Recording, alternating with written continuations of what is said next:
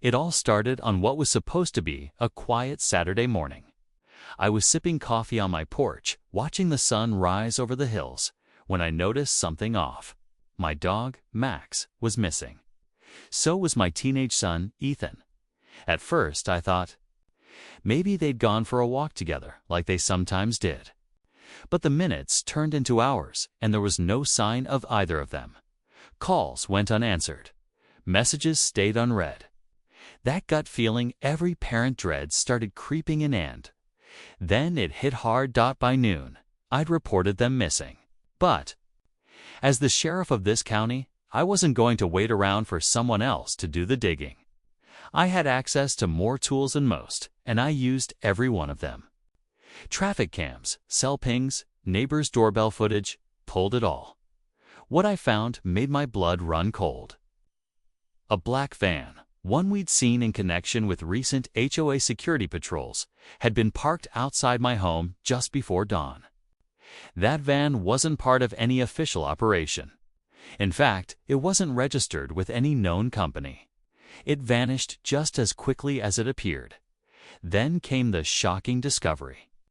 My son and dog had been found alive but disoriented in a remote part of another state. Hundreds of miles away, drugged, confused.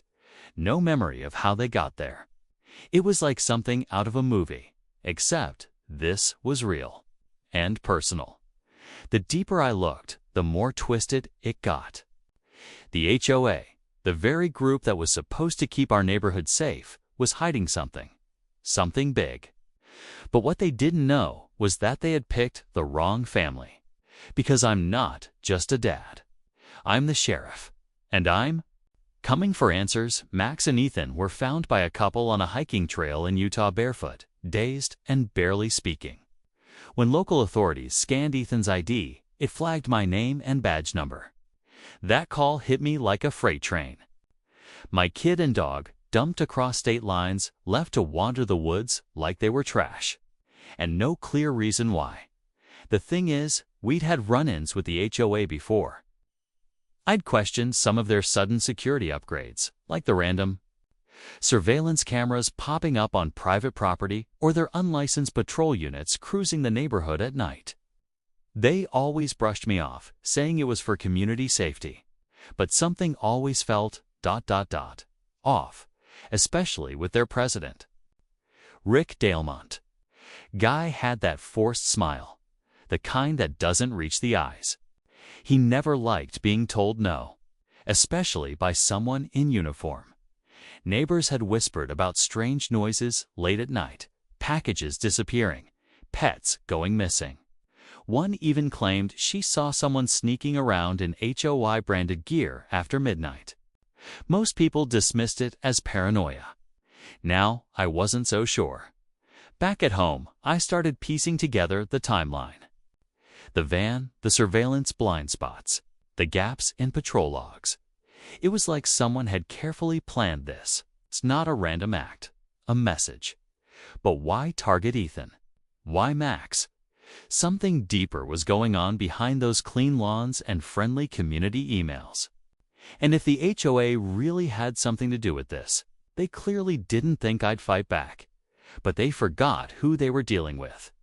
The first thing I did was pull every HOA permit and security contract they'd filed in the past 2 years. Most were clean on paper, but the names of the contractors didn't check out. Fake addresses, disconnected numbers. The company listed for their patrol services didn't exist beyond a shallow website and a mail drop. That's when I knew this wasn't just some overzealous board. Someone was using the HOA as a front. Meanwhile, Ethan was slowly regaining bits and pieces. He remembered being told to take Max outside early that morning. He saw the van, said. A man in a dark hoodie called Max by name, like he knew the dog. After that, it was fog. Then trees. Then trees. Then waking up sore and scared on a hiking path. Max wouldn't leave his side the whole time. Back home, I was still getting resistance. HOA. President Rick Delmont acted shocked, offered prayers. and reminded me I'd signed the same HOA agreements everyone else had. He even suggested Ethan could have snuck out and just gotten lost. But something in his voice told me he was fishing testing what I knew. I started talking to neighbors more carefully. One couple, the Harrisons, said they'd tried leaving the HOA after a dispute over a tree, but were told they'd be fined daily until they complied. Another neighbor admitted his cameras caught that same black van idling near his driveway 2 nights before Ethan disappeared. He never reported it, said he didn't want trouble. There was also talk of a private wellness committee within the HOA. Supposedly, it was meant to check on residents' well-being, but people said it operated more like a secret squad showing up unannounced, asking personal questions, even letting themselves into yards. The deeper I dug, the stranger it got.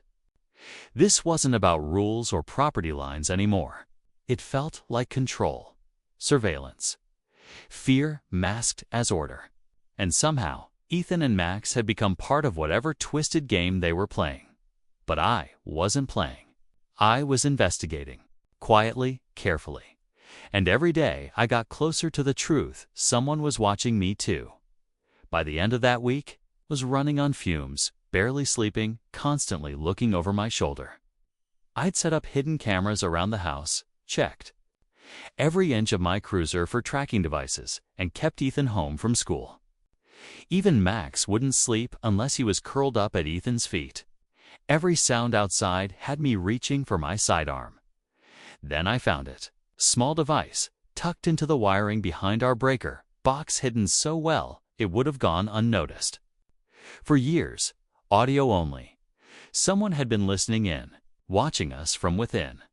That was the breaking point. I took Ethan and Max to a cabin outside county lines and called in a favor from a friend at State Investigations. I needed another set of eyes, someone who wasn't tied to our town. That night, while reviewing security footage from a neighbor's garage cam, I saw something that stopped me cold. 2 men in HOA vests, no badges, no names, moving toward my house before dawn. One held a spray can. The other carried a stun device. They moved with precision, practiced, and quiet, like they'd done this before. 10 minutes later, they left with Max and Ethan. I stared at the screen, fists clenched. This was no random abduction. It was targeted, tactical, my state contact. Called back the next morning, ran those contractor names through a deeper system. Turns out, one of the companies had been flagged in an investigation 2 counties over for possible links to unlicensed security operations and coercive tactics, tied to homeowner groups. Everything was lining up, and it was ugly. Just before sunset, I got a call from dispatch. My home alarm had been tripped. But the security feed had gone black at the same time. Someone knew I was getting too close. And now, they weren't just watching. They were coming back.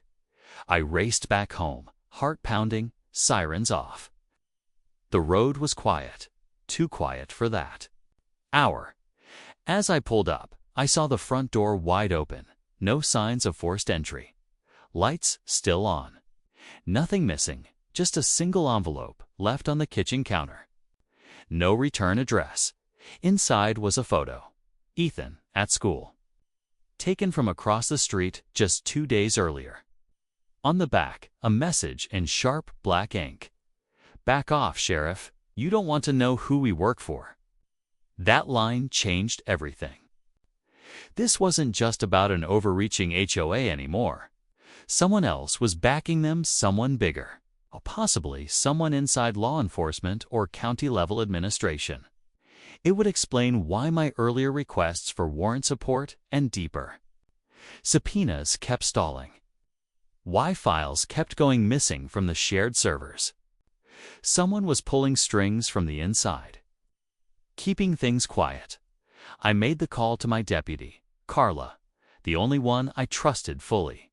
She'd been with me 10 years, sharp as they come. She agreed to meet at the cabin to talk off-grid, but she showed up looking rattled. Her patrol car had been followed, she said, by an unmarked SUV she couldn't shake until she turned off into a hunting trail. When she opened her bag, she revealed the second shock of the night a printed report that had been quietly removed. From our system, it detailed complaints from other counties about HOA groups using private contractors to intimidate, relocate, and silence homeowners who resisted policy changes. Buried in those reports, the same fake company names tied to our neighborhood. And then Carla dropped the real bomb. Someone at the state level had issued a memo weeks ago warning certain local sheriffs to stand down on HOA interference cases, citing community stability concerns. I wasn't just up against a rogue neighborhood board anymore. I was staring down a coordinated effort. That's when the power went out, cabin lights dead, phones cut, and outside, in the dark woods, headlights flickered through the trees, closing in fast. The headlights crept closer, bouncing between the trees, inching toward the cabin like predators circling their prey. I signaled Carla to cut the lantern and crouch low. Max growled low from the corner, body tense. Ethan clutched his arm around the dog's neck, silent but wide-eyed. I had my service weapon drawn, breath slow, waiting. 2 SUVs rolled into the clearing. No plates. Doors opened, 5 men stepped out in matching black jackets. No badges, no ID, just blank stares and tight earpieces. One of them raised a megaphone and spoke calmly. "Sheriff, we're not here to hurt anyone. We just need you to walk away. Now." I stepped out with my badge in one hand and my pistol in the other. Not a chance. "You abducted my son and my dog. You bugged my home. You've got 1 minute to explain before I bring hell down on every one of you." That's when the unexpected twist came. One of the men took off his earpiece, stepped forward, and handed me a flash drive. "You think? This ends with the HOA. You're not seeing the whole board." Then they backed off. No shots, no threats. Just silence. They drove off, vanished into the trees as quickly as they came. Back inside, Carla and I plugged the drive into her encrypted laptop. What we found left us stunned. Files detailing years of illegal surveillance programs, property manipulation, and forced relocations, all funded quietly by a shell nonprofit posing as a neighborhood improvement coalition. The HOA was just one arm. Their network reached across the state. Lobbyists, real estate developers, even a former state senator's name popped up. With that evidence, we had enough to go federal. Within 72 hours, raids were launched across 3 counties. Arrests made. Offices cleared out. The fake patrols, the secret wellness committees. The black van Saul exposed. But just when we thought it was over, Carla handed me a letter that had arrived at the station no return address, just one line inside. This was only a warning. Next time, we take the whole family. And just like that, the real game began. The headlights crept closer, bouncing between the trees, inching toward the cabin like predators circling their prey. I signaled Carla to cut the lantern and crouch low. Max growled low from the corner, body tense. Ethan clutched his arm around the dog's neck, silent but wide-eyed. I had my service weapon drawn, breath slow, waiting. 2 SUVs rolled into the clearing. No plates. Doors opened, 5 men stepped out in matching black jackets. No badges, no ID, just blank stares and tight earpieces. One of them raised a megaphone and spoke calmly.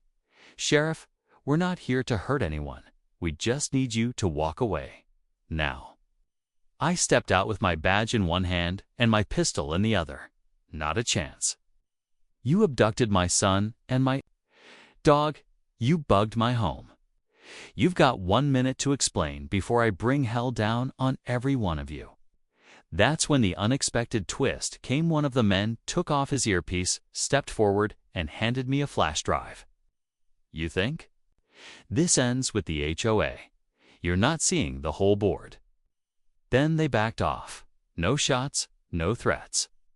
Just silence. They drove off, vanished into the trees as quickly as they came. Back inside.